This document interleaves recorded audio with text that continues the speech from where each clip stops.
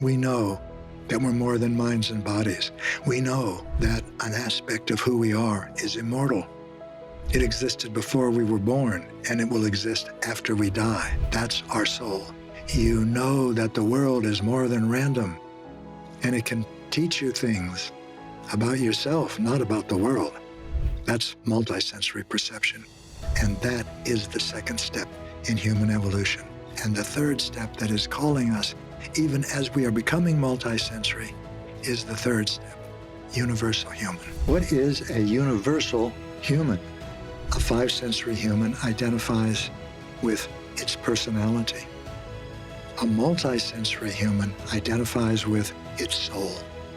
A universal human identifies itself with life. And the allegiance of a universal human is to life first and everything else second.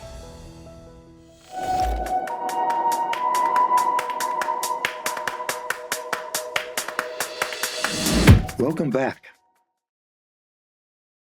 What is a universal human? I'm asking that question because I wrote a book about the universal human, and now people are asking that question, and I love them asking that question. This is the answer. The universal human is the step after the next step in human evolution. It's the step beyond the next step. We are in the next step, the first one, and that is the movement from and the expansion from five-sensory perception to multisensory perception. It's the movement beyond the limitations of the five senses. The old consciousness is limited to what the five senses can detect, and people who are in the old consciousness think that if the five senses cannot detect something, cannot see it, see it, hear it, smell it, taste it, touch it, it doesn't exist. It's a fantasy or hallucination or an emotional problem. We are now moving beyond that consciousness, the old consciousness, and into the new consciousness, which is multisensory perception. Multisensory perception is not limited to the five senses.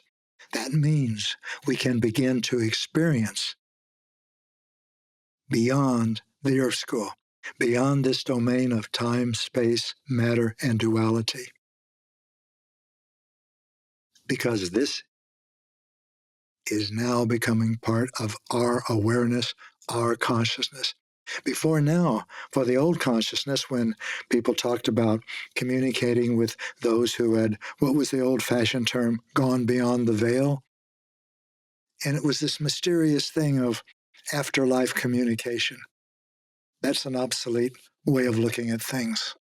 It's obsolete in every way.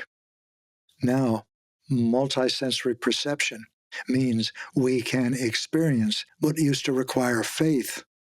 That is the continuation of consciousness after a soul leaves the Earth School, which means a personality dies. A personality from the perception of the old consciousness is all of who you are. You're a mind and a body, and at the end of your time on the earth, you die. You die. Because five-sensory humans identify themselves with their personality. So death was considered a catastrophe, a disaster, the end of everything. Not to multisensory humans. They see it as a return home of the soul that has incarnated as the personality that has just died. The personality dies. It's not coming back. It's back to dust and ashes, to use an old biblical term. So the person you're longing for is not going to come back. I experienced a lot of these things when the soul of my beloved Linda Francis returned home, and her incarnation died. Her personality died. I was there when it died. And when it died, unless you've seen this happen, you can't appreciate how dead what's left is. It is a corpse. It's dead. There's nothing in it. The spirit that animated it is gone. And this is not poetical or theological. It's just the reality. That's why you can see a major shortcoming of five-sensory medicine. Physicians seek to learn about life from dead bodies. There's no life there. It's gone. It's gone and it's not coming back. Multisensory perception makes all of this visible.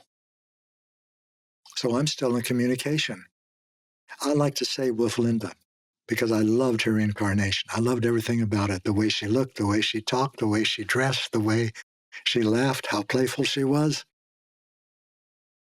That incarnation is not here.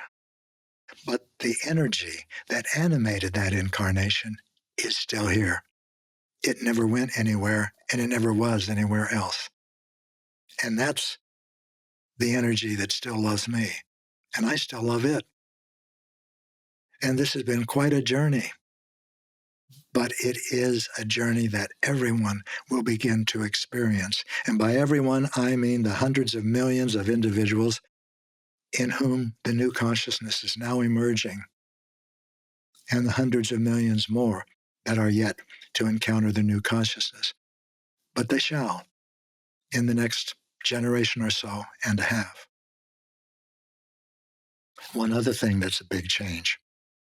Five-sensory humans understood and experienced power as the ability to manipulate and control. That's external power. It's power over the world.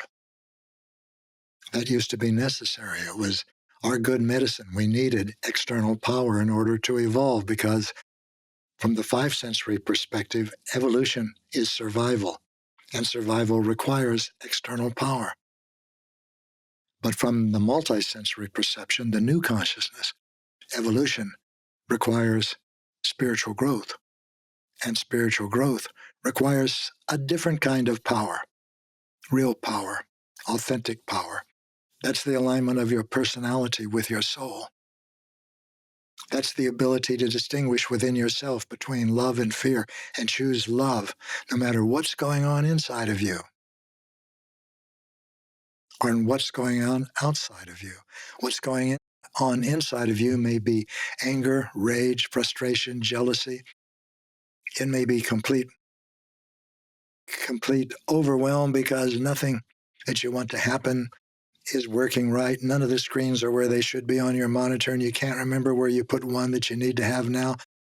Whenever that's happening, you are learning to choose love in that moment. And no matter what's happening outside of you, like another 9/11 type event, or a natural disaster like a tsunami or an earthquake, even if you're in one of those, you can choose love when you create authentic power and know how to do it.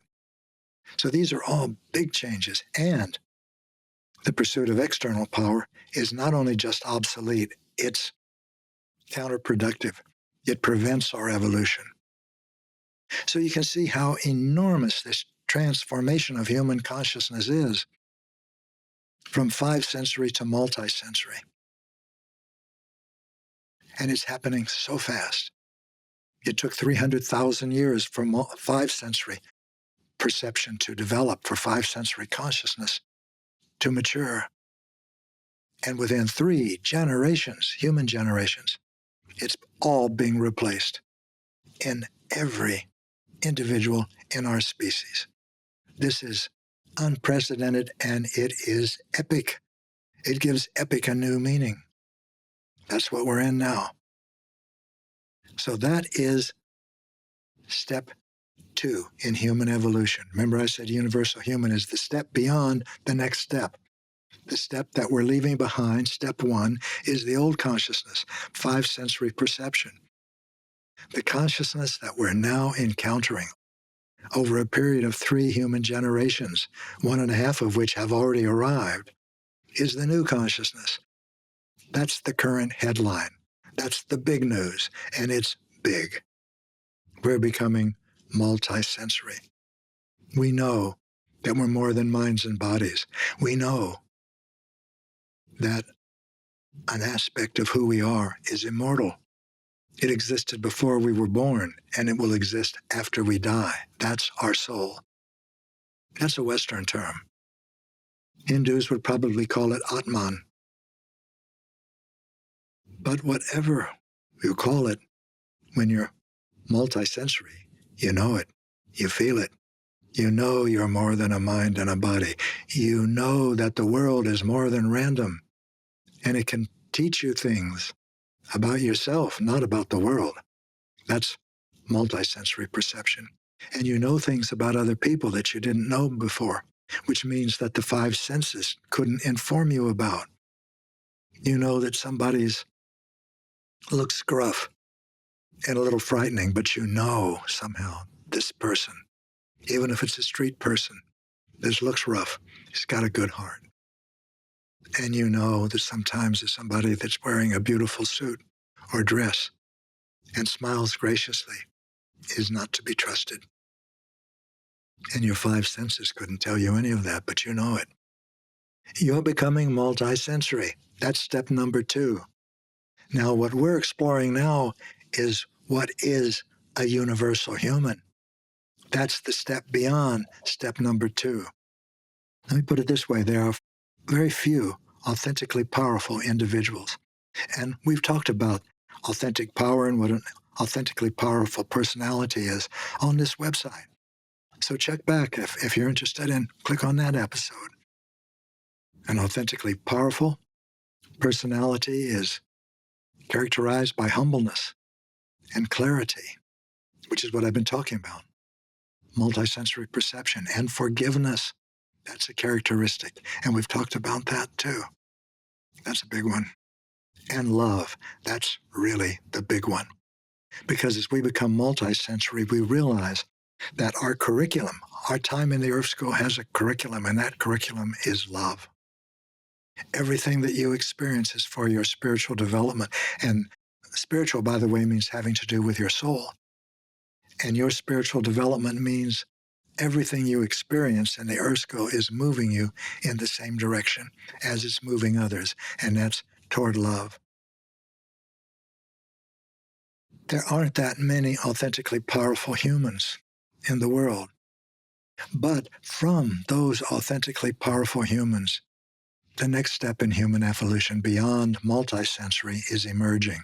That's the universal human. There are no universal humans, but we're all feeling the pull of the universal human. This is a very interesting circumstance to be in, and the human species has never been in this circumstance before.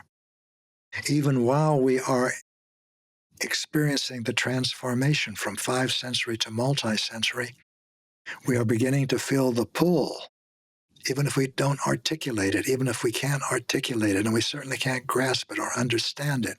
But we're beginning to feel the pull of yet something else. That's step number 3. That's the universal human. Even as we are becoming multisensory, we are feeling the attraction of the next step in human evolution beyond multisensory, the universal human. A universal human is a human whose allegiance is to life first and everything else second. I said earlier that a five-sensory human identifies with its personality. A multisensory human identifies with its soul. It knows that it is a soul that has incarnated into the Earth School. And that's where its identity now lies. A universal human identifies itself with life. That's a capital L, as life. And the allegiance of a universal human, as I'm saying, as I started to say, is to life with the capital L first and all else second. In other words, if I'm a universal human, I would say, I am a universal human first and a male second. I'm a universal human first and white second. I'm a universal human first and a grandfather second. I'm a universal human first and everything else second. My allegiance is to life. That's what I care about. That's what I am. That's how I see myself. I see myself as life. The universal human is the next step in human consciousness. It is also the last step in the evolution of human. Beyond universal human lie realms of experience that are beyond human. We are moving in that direction. And part of where we're moving has been made visible to us as we acquire the new consciousness, multisensory perception. Well, let's look at universal human a little more. A universal human is beyond nation. A universal human is beyond religion. A universal human is beyond culture. A universal human is beyond ethnic group. A universal human is beyond gender. A universal human is universal. And with this comes new perceptions. For example, instead of identifying yourself as black or yellow or brown or white, those are no longer what you identify with. That's happening with multisensory perception.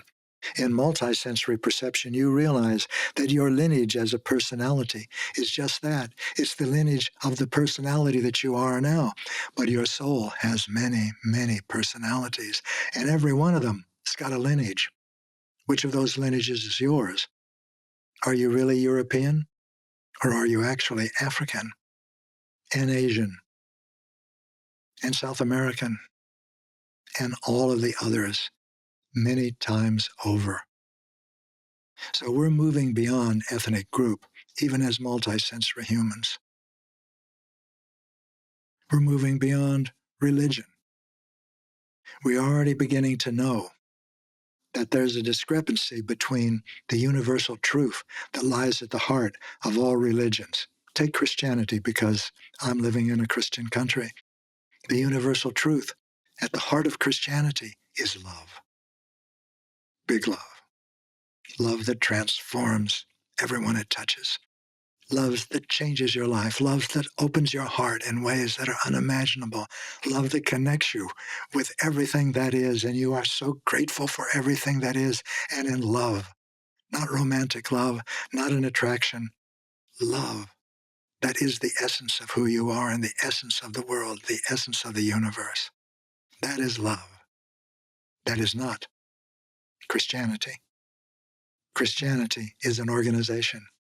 It is, you might say, an incrustation around this universal truth, like an oyster forms an incrustation around an irritant.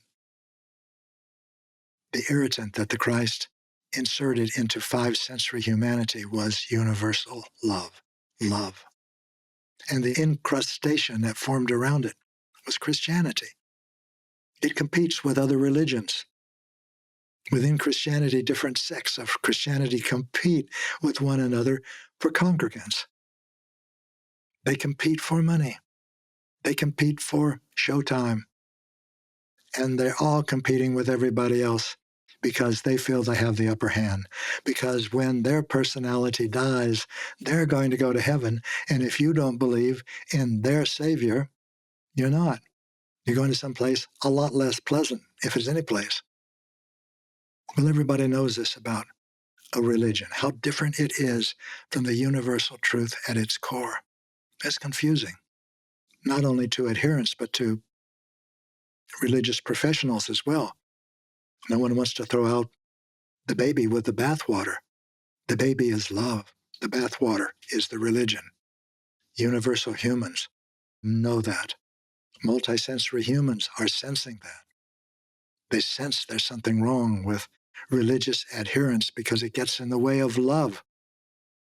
They're sensing whether that religious adherence is to Hinduism and the idea of divinity as a Krishna, or Buddhism, with the idea of freedom as seeing your original face, as enlightenment, that it is the universal truth that is calling them, that is nurturing them, that is showing them a way, and not the incrustation around it. A universal human sees all of this clearly because a universal human is beyond all of those things and more. This is good news. This is where we're all going. Everything that I can share with you, and I'll share with you everything that I can, is not about the way the world really is. It's about my experiences. And I'm sharing them with you so that they might be helpful to you. And as I mentioned at the beginning of this podcast, and I mean this podcast in general, not every single 20-minute segment, but this is in my heart. I suggest that you not take what I'm saying as so because I say it. I suggest you not take anything that anybody says is so just because they say it. But if you resonate with anything that you hear, experiment with it and see what it produces in your life. And if it produces something good, experiment some more. And if you don't resonate with anything, let it all go.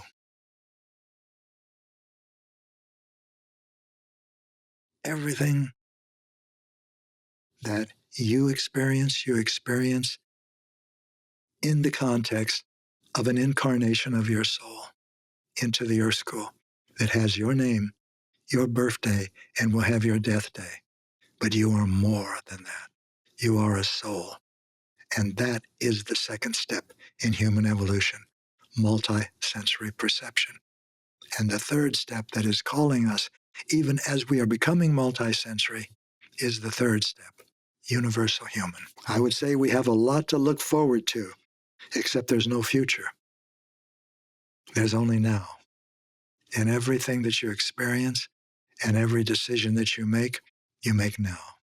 There's no other time you can make it. And there's no other time you ever have made one, a decision. So it's good to know whether your decisions are coming from love or coming from fear. But we've talked about that. If you're enjoying anything you're hearing on this podcast, subscribe to it. Now, what do I mean by enjoy? Do I mean, is it entertaining for you? Does it make you laugh? Does it make you forget your worries? That's not what I mean. I mean, do you resonate with anything that I say as relevant, profound, and pertinent for you, not for the world, for you? Something that you can use, something that you can experiment with in your life.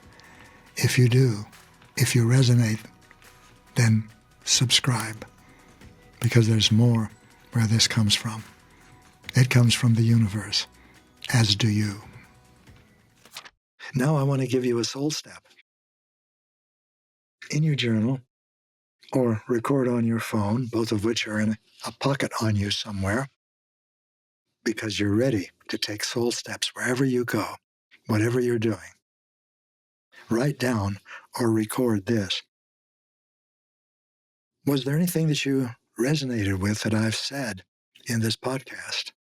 If so, write that down, even if it's a word to jog your mind, your memory. And then explore that when you have the time, or make the time. Why did you resonate with that?